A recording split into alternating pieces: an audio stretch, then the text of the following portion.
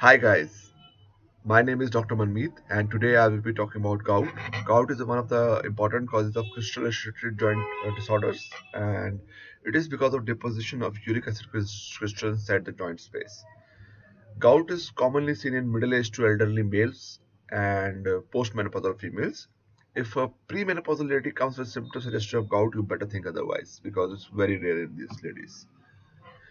Gout commonly affects the certain joints. The typical presentation of the gout arthritis is basically the patient will wake up in the middle of the night with a swollen great toe, restriction of movement, very painful, and it very closely mimics like a cellulitis. So that is a typical presentation, and it lasts for around 2 to 3 days. Then it settles down, and these kind of attacks keep on happening after some time.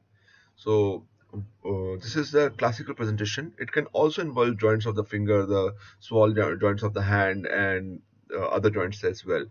But a classical presentation is basically swollen great toe, which is also called podagra. Once attacks happen after repeated intervals and all that, it can develop into a destructive form of gout, which is called as chronic gout. Now, we have to understand that gout occurs after certain triggers. There are certain known factors which are known to exacerbate such problems, such as like alcohol intake, having a lot of purine-rich diet, having less water, or initiation of a hyperuricemic therapy that can also precipitate a gouty illness. Now, whenever we get such a patient, we have to establish whether the patient has gout or not. Or we do need to have a needle aspiration done. The reason for that is that we cannot miss an infection of the joint just to so we have to do an aspiration of the synovial fluid. And what we normally see is that we can see this negatively by fringent uric acid crystals, which are seen in this aspiration. Then we also see some kind of a joint inflammation. The joint inflammation can be up anything up to 20,000 to 60,000 cells in the aspiration, which is slightly less than those seen in CPPD. So we do demonstrate, and it will always be a culture negative aspirate. Next thing what we have to do, we have to see the serum uric acid. Now serum uric acid can be falsely low during an acute episode because all the uric acid is getting precipitated inside the joint. So we do not monitor serum uric acid during acute therapy. It can be raised. It's not that it cannot be raised, but it's usually it can be falsely low also. So we have to demonstrate that increased uric acid level in between the attacks. That is more important. Now the target uric acid for us is around 5 to 6. So anything which more than 9, we our antennas are high for gouty arthritis. Now what we other thing we have to do, we have to classify this patient as whether they are making more purines, making more uric acid, or they are under excreting the uric acid. There is a difference between treatment of these two.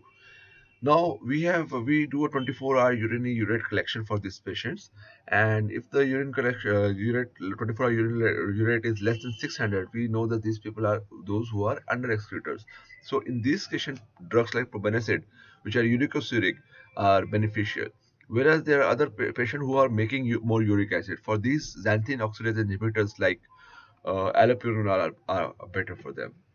Now, whenever we have to treat a patient of gout, we have to see whether it's an acute attack or it's a chronic attack. Now, acute attack is the one when the patient comes with a swollen joint, of course. So we have to give him bed rest, we have to give ice packs, we have to give NSAIDs.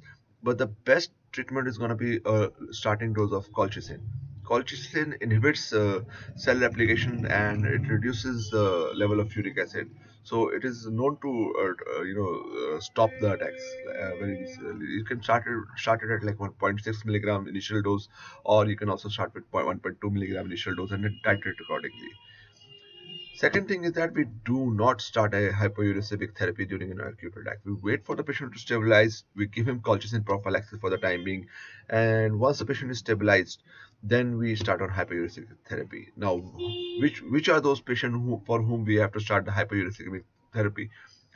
We see those patients who are unable to maintain their target uric acid levels despite having a low alcohol, low fruit, low protein diet, having adequate water and avoidance of alcohol.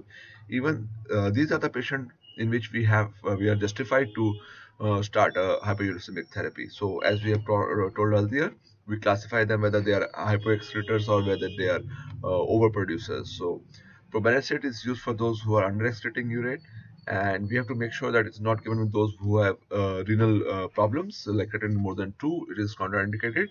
And then we have those patients who are overproducer. For those, we do use xanthine oxidase inhibitor like allopurinol. We started as from a 100 milligram dose, and then we titrate up as per the clinical response and as per the lab. And this is how we treat it. And there are various side effects of this drug which you can read in the literature. And if you like this video, do not forget to subscribe to my channel below so that I can keep on posting more videos for you to understand. Thank you.